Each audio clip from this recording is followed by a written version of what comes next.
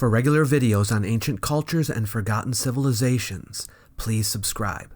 Someone is trying to pull your leg. Someone's trying to take you for a ride. There's nothing worse than the feeling you get when you're being played. It's happened to all of us at one time or another. Someone assures you that something is a fact, and they tell you they've done all the research. They know. And so, you believe them. But then, things start to come out that make you wonder if you accepted their claims a little too readily. Well, that happens with ancient history too. If you listen to some of the videos out there, you would think that it is mainstream history that is doing all the lying, the professors and the academics. Well, that's what they want you to think. There are charlatans on the internet, here on YouTube, even on Netflix, who in their efforts to get attention and make some money will try to take advantage of people's lack of knowledge about history to feed them rotten, stinking lies. We're going to talk about some of the common ones in this video. Maybe they will surprise you.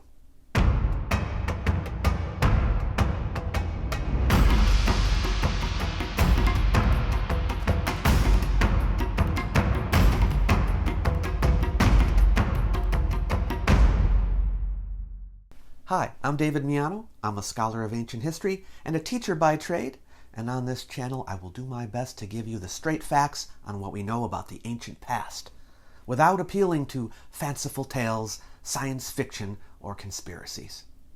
Yes, this video sounds a little spicy, sounds a bit confrontational, but to be honest, I'm making this video largely out of convenience. You see, when I can find time, I try to respond to honest questions and objections in the comments about things I say in my videos. And people will say, hey, did you know blah, blah, blah, blah? And then I'll write back, no, in fact, that's made up. And here's the evidence otherwise. And then another commenter will say the same thing. And then I respond again.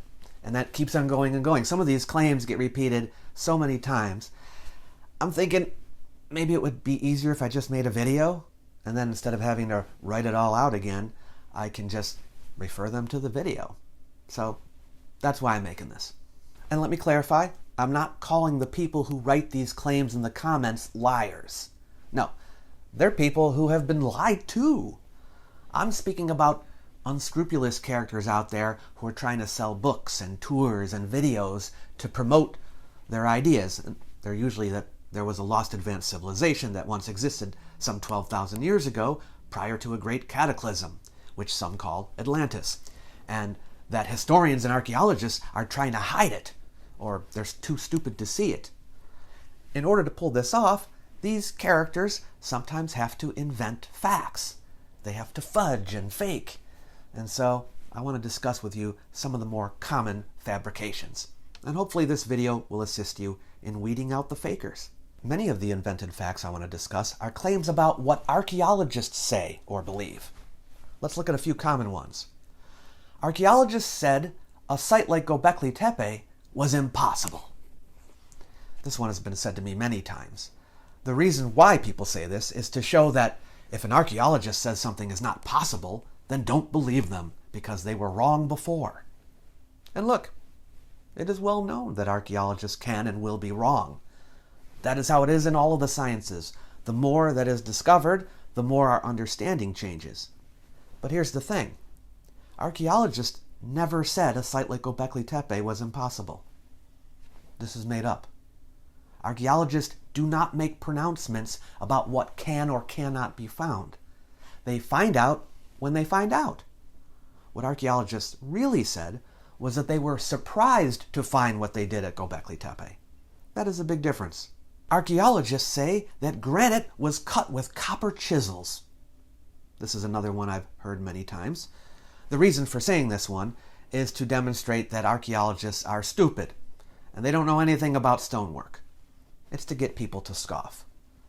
But the fact is, archaeologists have never said that granite was cut with copper chisels. It is possible that this claim was arrived at through poor transmission. Archaeologists have said that in Egypt, during the time of the Old Kingdom, limestone may have been cut with copper chisels. Limestone, as you may know, is easier to carve. And archaeologists have surmised that basalt and granite were occasionally cut with wet abrasive sand that was propelled by a copper saw, not chisels. But the fact is, archaeologists have said that when granite was cut with chisels, the chisels were made of stone. Archaeologists only date stone artifacts by inscriptions. It surprises me when I hear this one, but I do. The reason for this one is to make the case that inscriptions are untrustworthy, and so without them, the dating of an artifact is completely up in the air. But there are numerous dating methods used by archaeologists for stone, and archaeologists do not rely on only one method to arrive at a date. I have outlined these methods in a video called How Archaeologists Date Artifacts, and I'll leave a link to it below for you. The archaeological record indicates a sudden appearance of high technology. I hear this one regularly. By high technology, they mean megalithic structures. The argument is that there is no indication of a gradual progress of technology leading up to megaliths. And this, too, is a lie. In every place where people say this pattern can be found, we see the opposite. We see a slow progress of technology. We see it in Egypt, we see it in Mesopotamia, we see it everywhere. This is simply a made-up fact. The archaeological record indicates building technology devolved over time.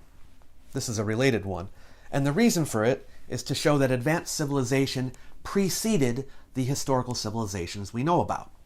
It is pointed out that superior building work is found underneath inferior building work in ancient ruins.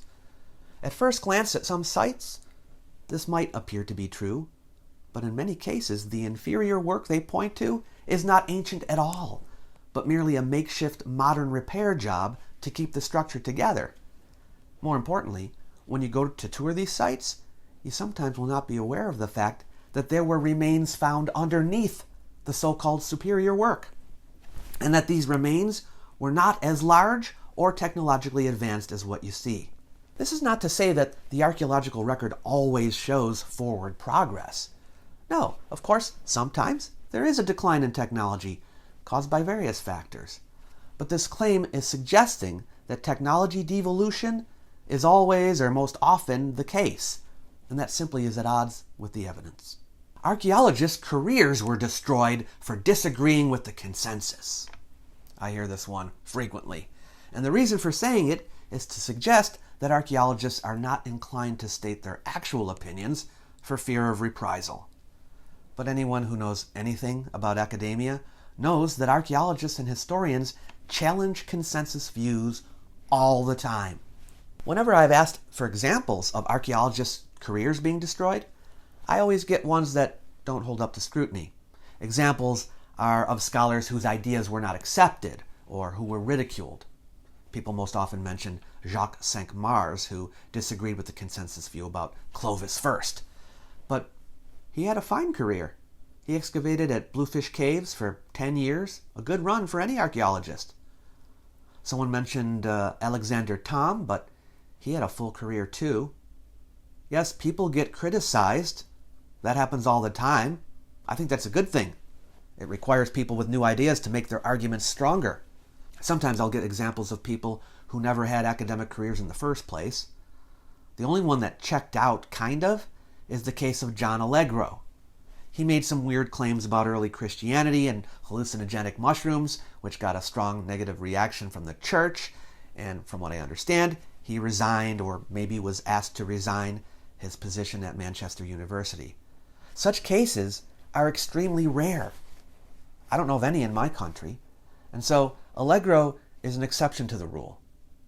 I do agree that a scholar can harm their own reputation by publishing outlandish ideas. They may not be taken very seriously as a result, but I know several such scholars who have done so and still hold their positions at academic institutions, and they're not fired for it. This idea that it is common for scholars to be ousted for disagreement is nonsense. We couldn't move that in modern times. In an effort to show that people of the known ancient civilizations could not have made certain structures, some will make the claim, and I hear it a lot, that even with our own technology of today, we couldn't move some of the stones in these ancient buildings.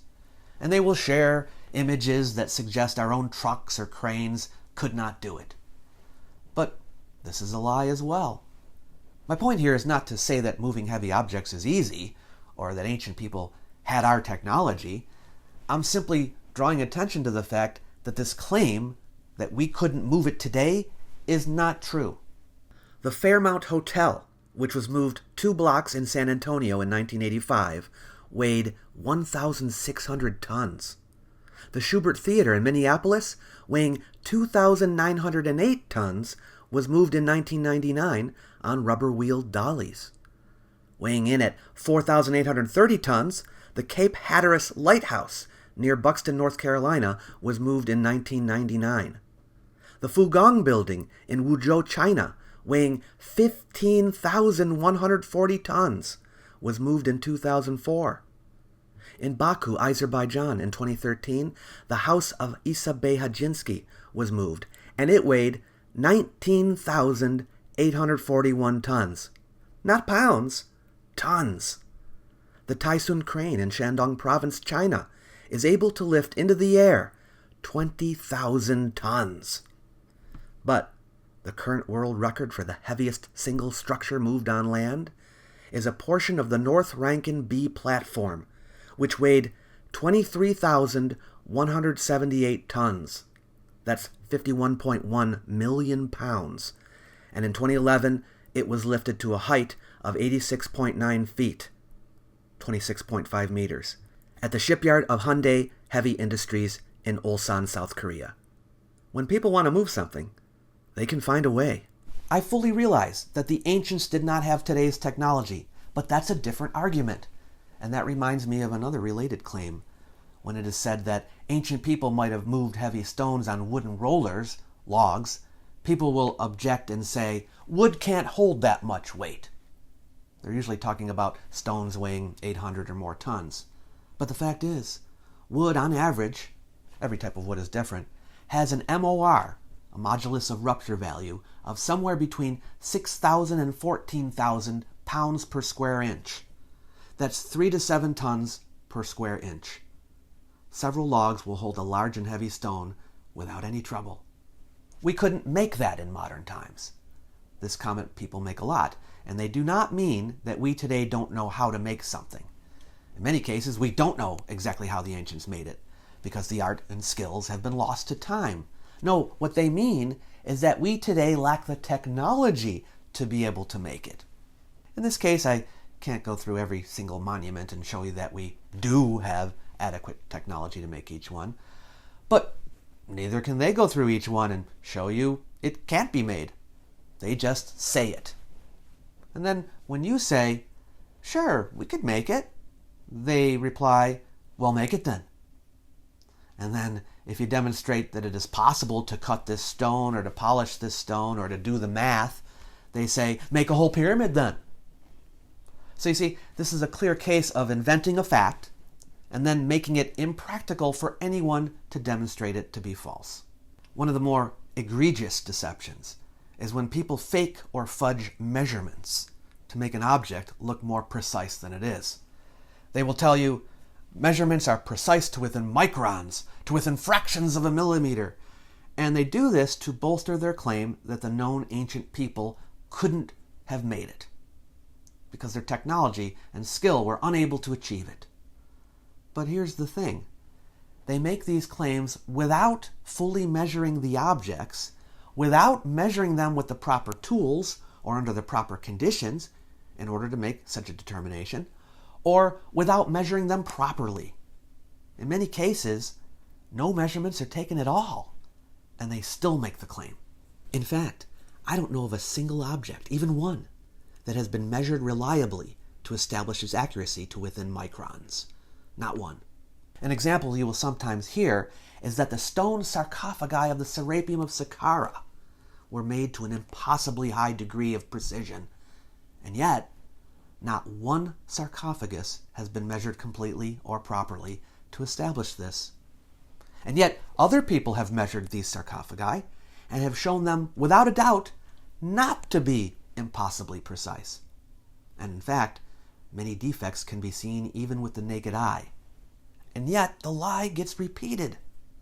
In another example, people have pointed to measurements made by Flinders Petrie of a sarcophagus in the pyramid of Senusret II at El Lahoun. Some of its sides, he said, are accurate to within 7/1000th of an inch. But he also talks about the many inaccuracies in the sarcophagus. And when you're looking at it, you can see it is tilted. This is not an impossibly precise artifact. Petrie even says that his measurements are not entirely reliable, and better measurements need to be taken. Or they will mention a supposedly impossibly flat wall in one of the Bar caves. And yet, the people who took the measurement were using a roughness detector. Or people will mention a stone vase with sides only 1 millimeter thick. And yet, such a vase does not exist. To support these claims of impossible precision, numbers will be faked, fudged, or fabricated. The only thing that can cut granite is diamond. This lie is told by those who want you to doubt that the people of known ancient civilizations could cut granite. Funnily enough, that granite can be cut with other materials is so obvious and has been demonstrated so many times that it is amazing that anyone could still be saying this. And yet they do. The Romans had a huge granite industry, and they had no trouble carving it with iron tools. The Egyptians are the ones that probably taught them how to do it, and they had been carving granite with stone tools and stone abrasives for over 2,000 years before that. And again, this has been demonstrated many times. The people of South Asia also had a thriving granite industry, and they were using iron. The last lie I want to discuss, and the number one lie on this list, is I'm just asking questions. Now, of course, there's nothing wrong with asking questions. Questions are essential in our growing and understanding. They're the foundation of all historical inquiry. But Atlantis proponents have been known to say this when evidence is presented to them that contradicts their assertions. Hey, I'm just asking questions. In fact, they are not simply asking questions. They are making positive claims. It's not just asking questions to say that a great continent-spanning civilization existed during the last ice age and was then destroyed in a cataclysm. It is not just asking questions to say that the dynastic Egyptians could not possibly have made this artifact. These are assertions. Assertions require support. To say, I'm just asking questions, is a tactic used to escape being pinned down, and it is a lie. Anyway, I hope you found these informative and this list helped you to know what lies you have been told. Again, just because you may have once believed any of these and repeated them, that doesn't make you the liar. Trace the source back to find out where the claim originated, and then you will know who was trying to fool you. In many cases, it will be someone that knew that they were stretching the truth, and they didn't care, because telling you this served their agenda. Thank you for watching. You might like my little e-booklet, Why Ancient History Matters. It's designed to persuade people that the subject is important, even in the modern world. You might also wish to use it to help spread the word, so feel free to share it with someone you know. It's free for anyone who wants it. I've left a link in the description box below the video for you to grab a copy. Catch you later.